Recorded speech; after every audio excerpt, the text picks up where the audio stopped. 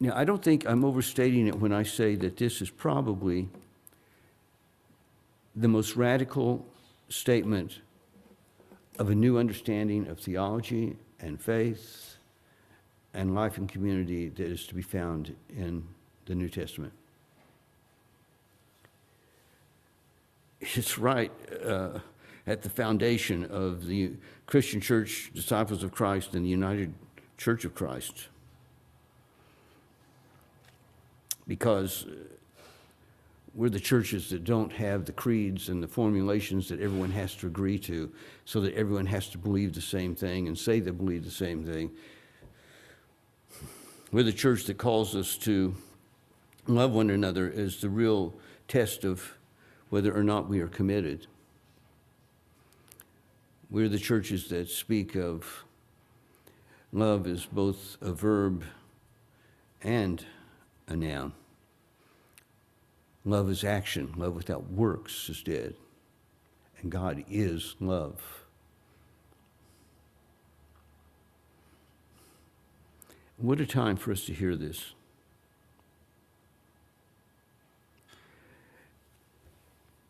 I once offered a message in this congregation, and I began it with Dickens' statement, "It is the best of times and the worst of times." I'm not sure I can say that anymore. It seems more like the worst of times. And the line kept going through my mind all week long. What the world needs now is love, sweet love. I mean, that's what kept going through my mind. And this letter of Paul to the Romans just seemed like it could have been written to us today. It's effectively saying, let me remind you what it means to be a Christian. That's what it's saying. And what it means to be a Christian, apart from all the rules that you think you have, and apart from all the affirmations you think you have, and apart from all the creeds that you've developed over the years, what it really means is that you love your neighbor as yourself. And that is the fulfilling of the law. Now notice that he does not say, love God and love your neighbor as yourself. It's just love your neighbor as yourself is the fulfilling of the law, which is exactly in line with John's theology that says, he who says he loves God and not his neighbor is a liar. For how can you love God whom you have not seen? Read the words of our first hymn. How do you love God whom you have not seen when you're not loving the neighbor who stands before you? I really think that this is the message people need to hear. And I think in the depths of their souls, that's the message they want to hear. Because people need to be loved. You need to be loved. I need to be loved. And that means I need to be loving. It was D.H. Lawrence who said, the loving are always the most loved. It's not that the loving are always loved, it's that the loving are always the most loved.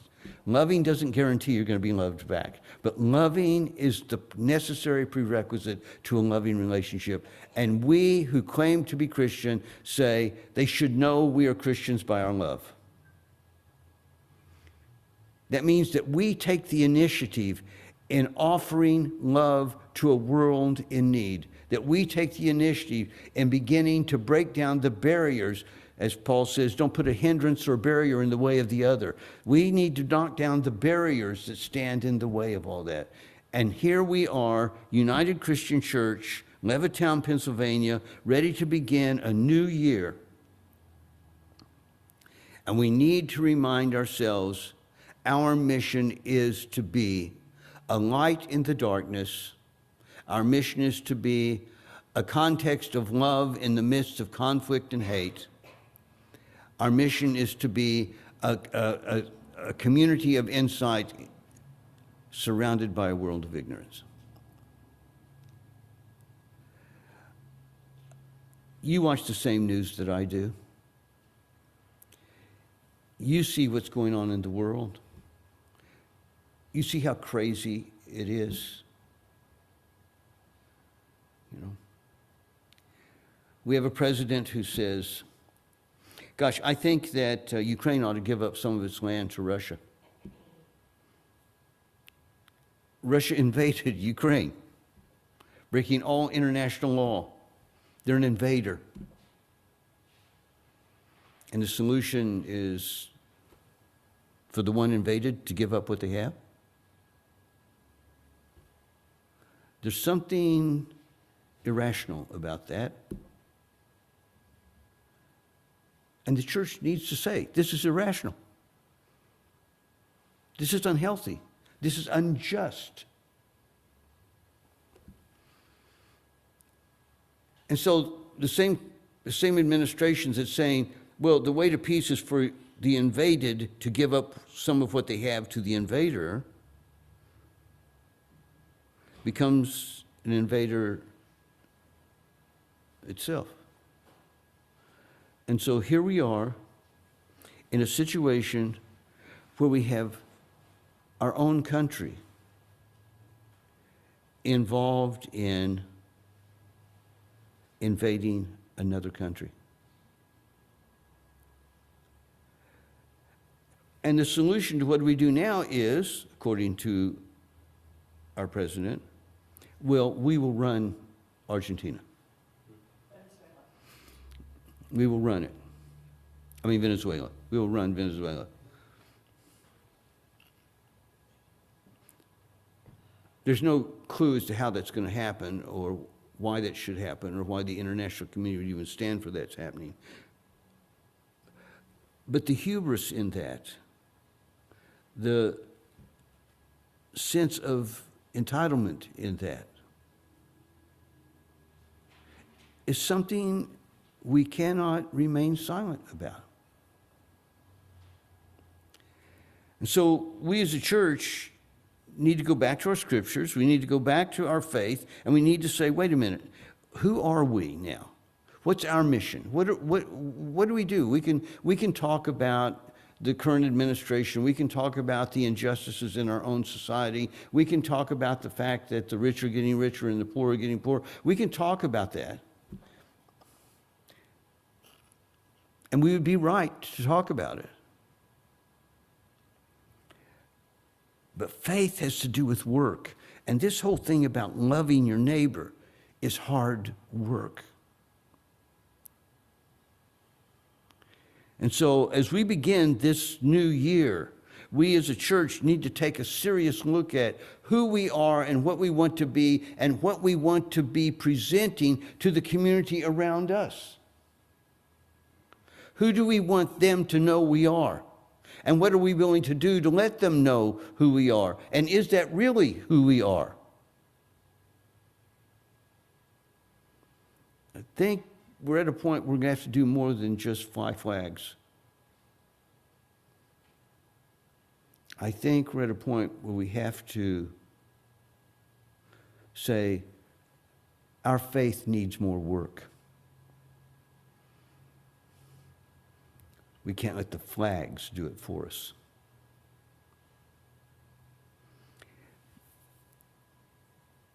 Now, I think that we have a lot to celebrate about who we are. I think that we have a commitment that sets us apart from most congregations and churches today. I think that we've done some of this transformation of our minds so that we have a different angle of vision on reality, a different way of looking at things. And I think we need to celebrate that. I think we need to be glad about that. And I think that we need to start talking seriously about knowing one another more meaningfully and caring about one another more deeply, even in this congregation. But this love thing is hard. It really is hard.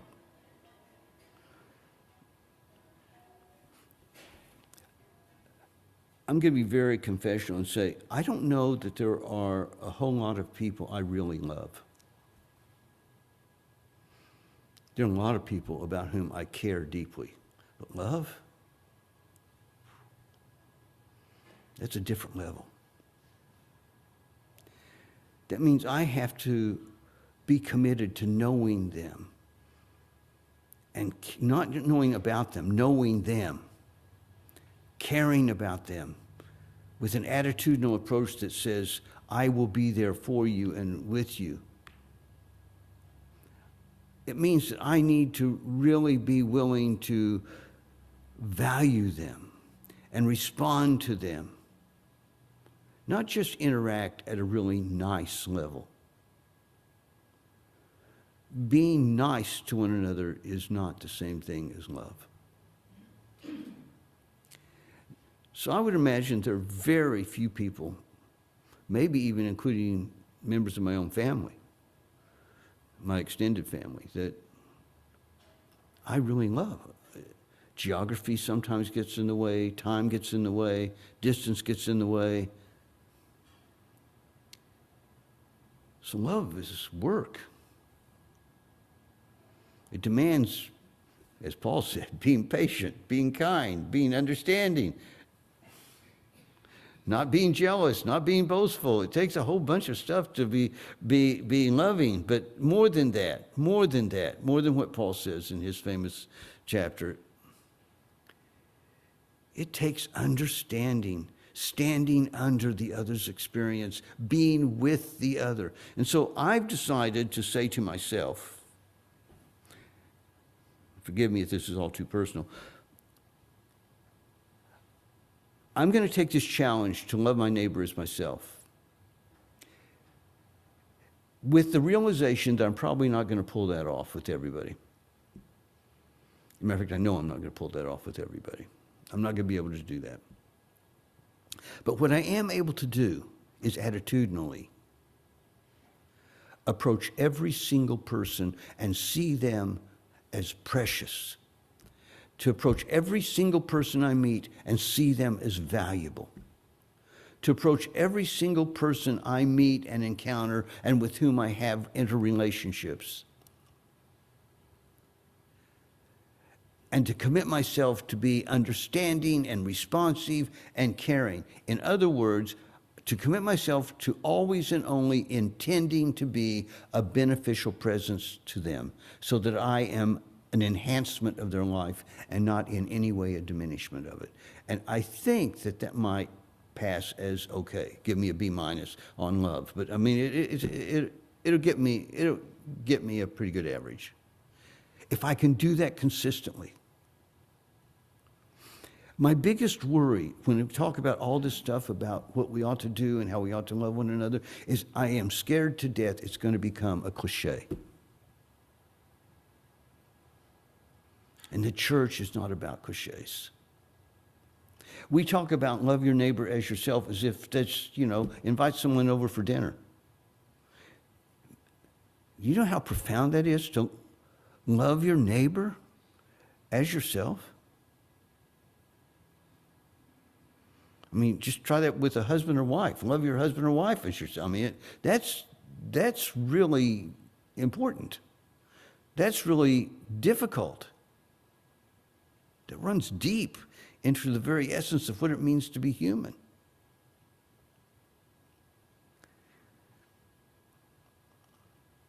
And so, resolutions at New Year's, forget about all the exercising this thing I was going to do. I just try to be more loving. But the truth is, I'm just going to try to be more beneficial. That's about what I can pull off, I think. But if my attitude toward others is to always and only seek to be a beneficial presence in their life, always and only to be an enhancement of their lives, I'm not going to beat myself up if I don't end up loving them and being loved by them. Because it's really easy to look at this and just say, well, who's going to go around loving everyone that way? I mean, I can't do that. And so we write it off. You give me an impossible task and I write it off. But you give me something that I know my humanity allows me to be, a way of being, as it were. And then what Paul's telling me makes a lot of sense. So, can you join me in this? Can you help me with this? And I'll try to help you with this. Knowing one another more meaningfully, caring about one another more deeply, having a mental attitude toward it, an attitudinal approach to it that says, I want to be always and only a beneficial presence with those I meet, and make that lie at the very heart of who we are as a congregation. My own sense is that would be transformative. If not for them, for me, for us. If I could take that attitude into myself, and I could live that attitude out consistently with myself, I'd be a better man. It's not something you tap into on Sunday morning. It's not something you do sometimes here and not there. It's not something that distinguishes who I'm going to do this with and who I'm not. All the prejudices, all the bigotries, all of the ignorance that guides us, all of the attitudes toward other individuals and even other nations are transformed by that. Now just test this out. Let's see the President of the United States as a precious individual, a child of God. How are you doing with that?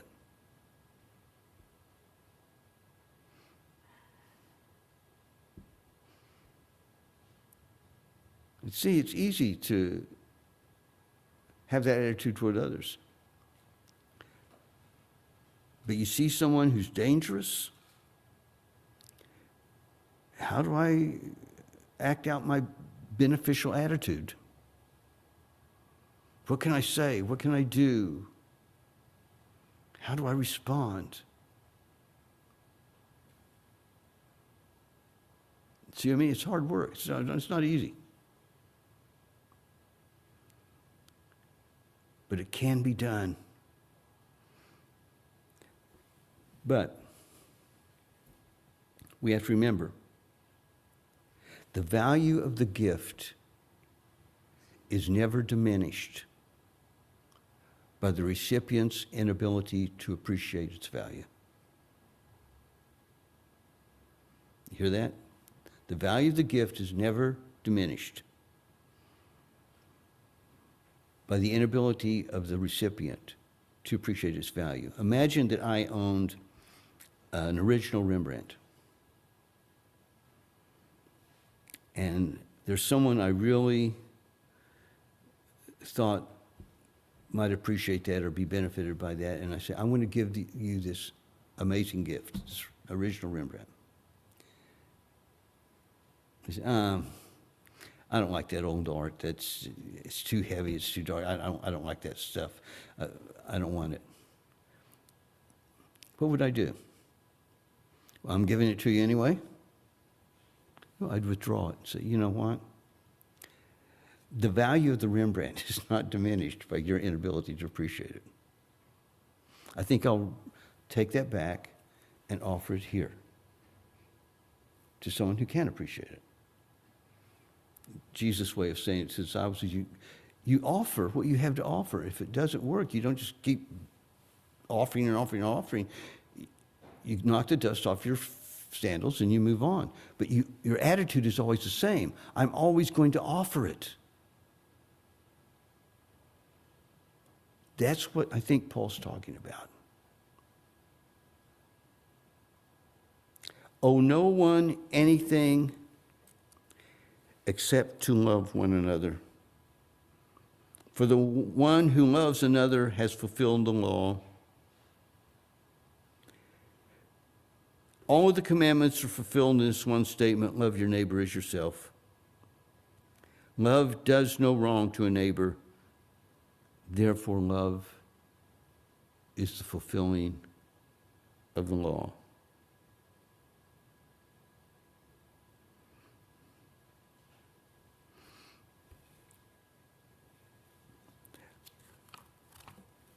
I hope we can become a truly loving congregation. I hope that we will not despair when the love we offer is rejected. I hope we can always celebrate when the love we offer is accepted and reciprocated. But we always offer it. We always offer it. That's what it means, I think, at least in Paul's view, to be a Christian.